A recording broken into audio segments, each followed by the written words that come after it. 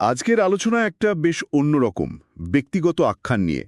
শিরোনামটা ছায়া ঘেরা অতীত, পারিবারিক অভিশাপ। হ্যাঁ, গল্পটা শুরু হচ্ছে বেশ ধাক্কা দিয়ে। মানে কথক সঞ্জয় তার বাবা বিভুর শেষকৃত্যে গিয়ে প্রথমবার শুনছে যে তারা কাকা আছেন কিশোরী নামে, যার কথা সে আগে কোনো দিন শোনেনি। হ্যাঁ, মানে যার অস্তিত্বটাই তার কাছে এতদিন গোপন রাখা হয়েছিল। ঠিক। তো স্বাভাবিকভাবেই প্রশ্ন ওঠে, কেন কেন এই লুকোচুরি? বিশেষ করে বাবার মৃত্যুর পর সেই থমথমে পরিবেশে।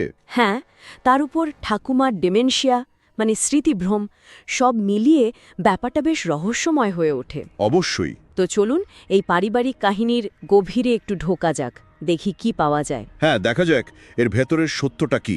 তো বাবার শ্রাদ্ধের দিন হঠাৎ করে কিশোরী কাকা এসে হাজির।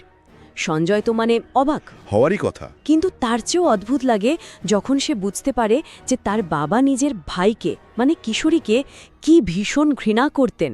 আচ্ছা, আর মায়ের আচরণও খুব স্বাভাবিক নয়। উনি কাঁদছেন, বলছেন যে বাবা চাননি কিশোরী আসুক। ব্যাপারটা কি? এখানেই আসলে ওই পারিবারিক গোপনীয়তার যে একটা অদৃশ্য চাপ, সেটা বোঝা যায়। প্রিয়জনের মৃত্যুর শোকের মধ্যেই এত বড় একটা সত্যের মুখোমুখি হওয়া, এটা তো সাংঘাতিক একটা অভিজ্ঞতা। হ্যাঁ, ভিত নাড়িয়ে দেওয়ার মতো। ঠিক। এই চিপে রাখা কথাগুলো প্রায়শই এমন চরম মুহূর্তেই বেরিয়ে আসে, তাই না? তাই তো। আর এর সাথে মা আরেকটা জিনিস যোগ করলেন। বললেন বাবা নাকি মারা গেছেন পঞ্চককালে। ওহ, পঞ্চকাল। হ্যাঁ, ওই লোক বিশ্বাস যে এই সময়ে মৃত্যু হলে নাকি মৃতের আত্মার শান্তি পায় না। হ্যাঁ, আর পরিবারে নাকি আরও বিপদ আসতে পারে। ঠিক। সঞ্জয় প্রথমে এগুলোকে কুসংস্কার ভেবে উড়িয়ে দিলেও এই বিষয়টা গল্পের মধ্যে একটা কেমন যেন অশুভ ছায়া ফেলে রাখে। আসলে দেখুন, এই পঞ্চকালের ধারণাটা এখানে শুধু একটা কুসংস্কার হিসেবে কাজ করছে না, এটা একরকমের সাংস্কৃতিক আশ্রয় হয়ে দাঁড়াচ্ছে চরিত্রদের জন্য। আচ্ছা, কিভাবে? যখন চারপাশের ঘটনাগুলো যুক্তি দিয়ে মেলানো যায় না, তখন এই বিশ্বাসগুলো একটা ব্যাখ্যার কাঠামো দেয়। হ্যাঁ, ভয়টাকে একটা পরিচিত জায়গায় ফেলার চেষ্টা আর কি। একদম। এটা গল্পের স্বাভাবিক ঘটনার সাথে একটা অলৌকিক মাত্রা যোগ করে দিচ্ছে। এরপরেই কিশোরী কাকার আচরণগুলো আরও অদ্ভুত হতে শুরু করে। রাতে বাড়ি থেকে উধাও হয়ে যেতেন। তাই নাকি? হ্যাঁ, কেউ দেখেছে শ্মশানে গিয়ে ছায়ের দিকে তাকিয়ে আছেন, কেউ দেখেছে গভীর রাতে মাঠে একা ঘুরছেন। আর সবচেয়ে ভুতুরে কাণ্ডটা ঘটালেন যখন প্রতিবেশীর পাঁচিল টপকে ঝাঁপ দিলেন। গুরুতর চোট পেলেন? বলেন কি? কিন্তু কেন? সেটাই তো প্রশ্ন। তার হাবভাব দেখে মনে হচ্ছিল তিনি যেন নিজের নিয়ন্ত্রণে নেই, অন্য কেউ তাকে চালাচ্ছে। এই আচরণগুলো, এগুলো কি শুধুই গভীর শোক, নাকি অপরাধবোধ, বা হয়তো মানসিক অস্থিরতা? হতে পারে। কিন্তু গল্পটা যেভাবে এগোচ্ছে তাতে মনে হয় এর পেছনে অন্য কিছুর ইঙ্গিতও আছে। ঠিক, কারণ এর পরে হাসপাতালে শুয়ে কিশোরী কাকা যা শিরা করলেন সেটা আরও জটিল। কি বললেন তিনি? তিনি বললেন যে তিনি নাকি রোজ তার মৃত দাদা বিভুর গলা শুনতে পান। ওহ। হ্যাঁ, সেই গলা নাকি তাকে বাইরে ডাকে। তার মনে হয় বিভু যেন তার শরীরটা ব্যবহার করে হাঁটেন, শ্মশানে যান। আচ্ছা। এমনকি সঞ্জয়ের ঘরের দরজার সামনে এসে দাঁড়ান। তিনি কিসের যেন একটা পাপের কথাও বলেন, অস্পষ্টভাবে। দেখুন, তীব্র অপরাধ বোধ কিন্তু মানুষের বাস্তবতার বোধকে গুলিয়ে দিতে পারে। এটা হ্যালুসিনেশন হতে পারে, মনে হতে পারে কেউ নিয়ন্ত্রণ করছে। এইগুলো চরম মানসিক চাপের লক্ষণ। তা তো বটেই। কিন্তু গল্পটা যেভাবে বলা হচ্ছে তাতে একটা প্রশ্ন তো থেকেই যায়, এটা কি শুধুই মনস্তাত্ত্বিক, নাকি সত্যি কোনো ব্যাখ্যাতীত প্রভাব কাজ করছিল?